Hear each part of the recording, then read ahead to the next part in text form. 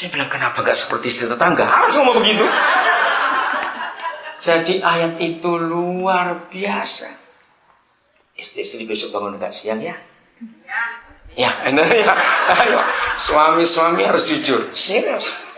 Nah, disitulah keharmonisan kita akan kita lihat. Apakah rumah tangga kita masih aman atau tidak? Kalau setiap hari di keluarga kita bisa menciptakan taman Eden dan surga datang, kita keluar dari rumah untuk bekerja. Anak-anak kita ke sekolah. Saya tanya kepada saudara, apa yang kita bawa keluar? Suasana apa yang kita bawa keluar? Sukacita, keharmonisan tadi. Maka itu setan gak suka. Maka itu jangan sibuk dengan doktrin ini. Sudahlah, dengar saja pengajaran-pengajaran itu gak salah kok kita dengar. Yang penting dalam hidup kita masing-masing, ciptakan taman Eden itu di hidup kita. Amin. Buatlah pagi-pagi bangun. Itu sejahtera, sukacita, undang papa hadir.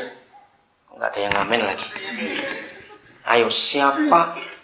Karena saya kan sering, kami ini enggak suka tinggal di hotel, senangnya di rumah keluarga. Karena ini bisa interaksi, bisa belajar bersekutu apa-apa gitu. Nah, saya tuh karena sering banyak nginep di rumah banyak orang. Ada orang yang punya hobi, saudara.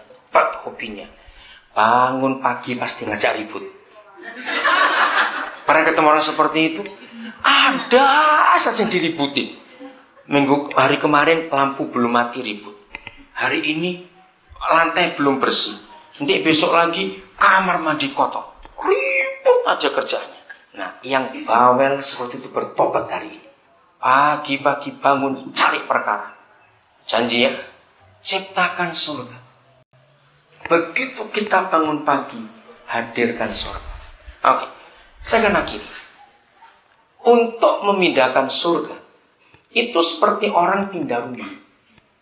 Saya tanya kepada saudara, maaf ya kalimat ini. Semiskin-miskinnya orang, namanya pindah rumah itu susah atau gampang? Susah. Apalagi barangnya banyak, lebih susah lagi. Ya, biasanya perempuan yang barangnya banyak. Lu punya istri gak tahu gimana ini. Bayangkan orang pindah rumah itu susah sekali. Nah, untuk memindahkan surga sama seperti orang memindahkan rumah, harus tahu jumlah barangnya. Amin. Karena kalau kita nggak tahu jumlah barangnya, bagaimana kita memindahkan? Nah, saya tanya Papa, kalau begitu barangnya surga itu ada berapa macam? Mari kita buka Roma 14 ayat 17. Apa sih barangnya surga itu? Nggak banyak, saudara, nggak banyak. Sedikit sekali. Roma 14 ayat 17. Udah, Ci? Roma 14 ayat 17. Sebab kerajaan Allah bukanlah soal makanan dan minuman. Perhatikan, kerajaan Papa kita bukan soal makanan dan minuman. Terus? Tetapi soal kebenaran, damai sejahtera, dan sukacita oleh Roh Kudus. Ada berapa isinya kerajaan surga? Ya, ada berapa? Kebenaran satu, damai sejahtera dua, sukacita oleh Roh Kudus. Nah, ketika Roh Kudus mengelami saya, mewayukan, merevolusikan itu, saya itu malu dan minta ampun. Ternyata barangnya surga itu cuma 3, nggak banyak, saudara. Nah, bayangkan barang cuma 3. Sudah berapa lama gereja berdoa, datanglah kerajaan. Ayo, sudah berapa lama itu? Berapa lama? Sejak kapan Tuhan Yesus mengajar kita doa, datanglah kerajaan? Sudah berapa ribu tahun? Ayo cepat. Iya, 2000 tahun. Minta supaya barangnya surga dipindahkan ke bumi. Coba, kurang ajar nggak kita sebagai gereja? Masa mindahkan 3 barang aja 2000 tahun nggak selesai-selesai? Ini ngapain ini orang-orang ini? Ngerti nggak maksud ini, saudara? Jadi, saudara, untuk membuat surga datang ke bumi nggak susah. Bahkan dari 3 itu, yang satu bukan urusan kita, yaitu kebenaran. Itu firman Tuhan. Yang urusan kita cuma 2, damai sejahtera dan sukacita. Berbahagialah kita kalau setiap saat hobi kita itu buat orang sejahtera dan buat orang sukacita. Amin. Karena ada orang punya hobi nyakitin orang aja. Malah ketemu orang saya seperti itu, ya, ngomong nyelekit, baru duduk sudah nyebelin. Aduh, iya orang kayak gitu di dalam. Ini bebek lihat kucing sakit. Sudah tahu sekarang bagaimana hidup kita? Apa yang kita bawa dalam hidup sehari-hari? Maka itu sudahlah. Jangan sibuk dengan pengajaran ini, doktrin itu sudah kita terima saja. Karena memang itu firman Tuhan. Tapi yang sehari-hari kita harus jangan lupakan. Amin. Jangan banyak dulu ngomong tentang pulang ke surga. Jangan. Karena kita masih di dunia, bukan? Ayo kita ngurus yang sehari-hari ini loh. Kita itu mau apa? Amin. Bayangkan kalau dari Senin sampai Sabtu, surga ada dalam kehidupan kita, Taman Eden ada dalam kehidupan kita. Minggu kita ke gereja, kita bawa apa? Loh, ayo, masa lupa? Kalau Senin sampai Sabtu, wah, hidup keluarga kita di rumah itu harmonis, penuh sejahtera, penuh sukacita, ada firman Tuhan. Lalu minggu kita ke gereja bawa apa? Bawa surga. Itu kenapa di gereja begitu banyak orang munafik? Sebab bayangkan, Senin aman, Selasa ribut, Rabu aman, Kamis bertengkar lagi, Jumat aman, Sabtu ribut lagi, Minggu babak belur. Betul?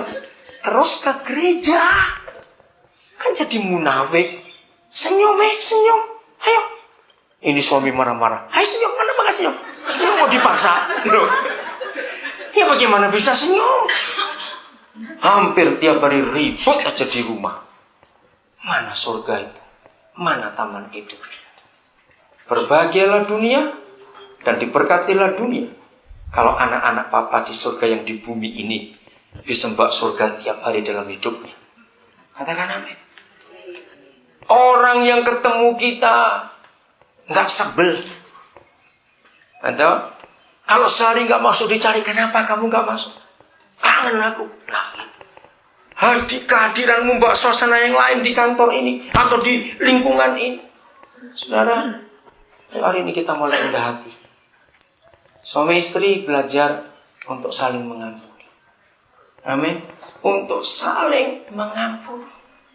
Saya akan akhiri dengan konsep Efesus 4 sebagai konklusinya. Efesus 4:25. Dengarkan. Mulai hari ini kalau saudara baca Alkitab, lalu ada kata satu tubuh sama anggota, walaupun itu tidak berurusan dengan keluarga, terima itu untuk keluarga. Udah? Ayat 25 Efesus 4. Efesus 4 ayat 25. Karena itu buanglah dusta dan berkatalah benar seorang kepada yang lain, karena kita adalah sesama anggota. Amin. Jadi ini untuk suami istri. Karena itu buanglah dusta. Dengar suami istri, Roh Kudus tolong kami untuk kami mengerti. Tidak ada hal yang lebih menyakitkan hati dalam hidup ini. Karena ada banyak hal yang bisa menyakiti hati kita. Ada banyak hal, bukan? Tapi satu yang buat kita paling sakit hati, kalau pasangan kita berdusta kepada kita. Jawab iya atau tidak? Maka itu suami istri, buanglah dusta. Jangan ada dusta di antara kita berdua suami istri. Itu menyakitkan sekali. Kapan kita berdusta suami istri? Jawabannya gampang, ketika ada dosa di antara kita. Betul tidak? Karena ada dosa, kita takut ketahuan, maka kita berdusta. Maka itu suami istri tidak boleh punya rahasia. Katakan amin. Kalau saudara punya email, harus masing-masing tahu passwordnya. Awas sembunyi-sembunyi passwordnya ya. Awas gitu. Nanti Ben tolong tanya satu-satu Ben. Cuma Ben. Kalau cellphone saudara, mobile saudara pakai PIN, harus saling kasih tahu. Betul tidak? Nggak perlu suami istri ada rahasia untuk apa. Dengar baik-baik. Suami istri boleh punya account yang berbeda di bank yang berbeda.